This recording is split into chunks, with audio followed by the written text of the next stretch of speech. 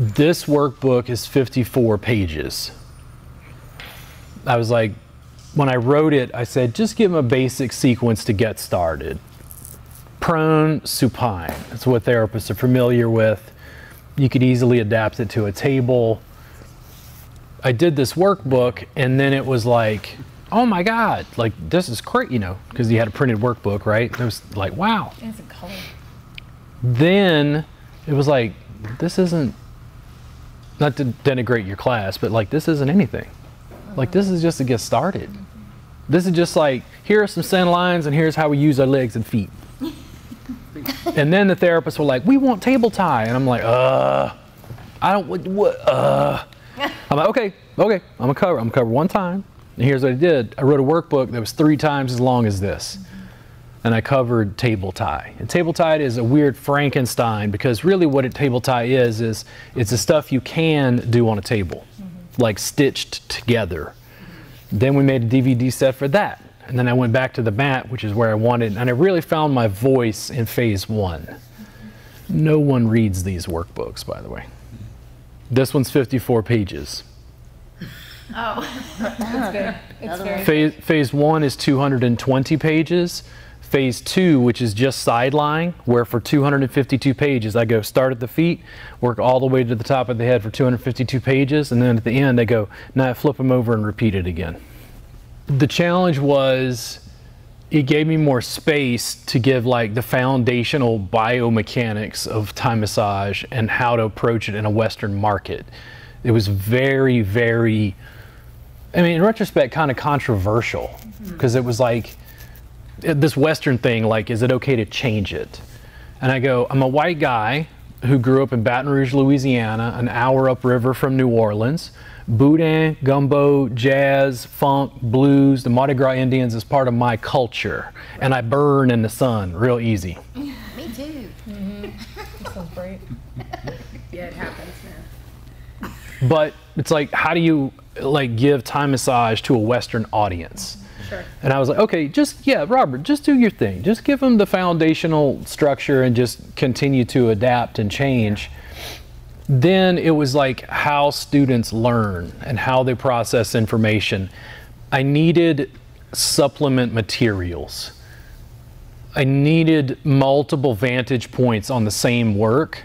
And then when we get to the conversation about business, I have tons of conversations to the point of making other people like, dude, would you stop? Like, would you just take a day off? And I'm like, I'm busy trying to change the goddamn world. What do you think's going on here? Like, I know you have a job. I have a spiritual mission. And it's like, it's not for everybody. There's nothing wrong with having a job. I'm just trying to put it in, you know, contextually. The business problems that I have are different than what the therapists experience. And over time, as I continue to ascend, as like business grows, I have like brand problems. Beth is a wonderful student in our subscription service, and she started a group recently. Beth, if you see this, Beth Robinson, if you see this, you can tell people about your group. She wants to kind of, it sounds like coaching. She wants to do like business coaching for massage therapists. And she posted this thing about this company called Squeeze. And she was like, I don't like this. Are you a subscriber? Yeah. Oh, okay. Yeah. She was like, I don't like this. And I'm like, why? I think Squeeze is a great brand name. And then I don't know anything about the company, but like other therapists were giving their opinion, and she's like, these therapists don't know what to call their businesses, and this and that. And I'm like, Squeeze as a company isn't selling to massage therapists, it's selling to the public. A massage therapist might think Squeeze is somehow denigrating to their sacred tradition of doing massage and the sort of healing work they want to do. It's like Squeeze, you know. But like, what does the public think? Because the public is the one that buys.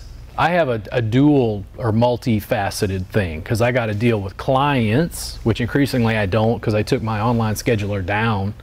If that tells you anything about my business? I just went, I didn't even put up a waiting list, which I want to do eventually, but I was like, I can't do this anymore. I got to back off. I couldn't deal with the phone calls and the people scheduling. Like, I hate to say that I've gotten to this point where, like, when somebody books an appointment, I'm like, would you just leave me alone? But it's because I'm busy enough teaching and writing workbooks and DVDs and materials and things that, like, my business has changed.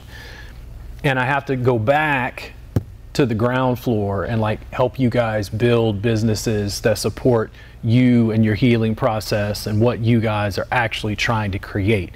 I'm also not inordinately attached to you doing just what I do. I mean, I like that.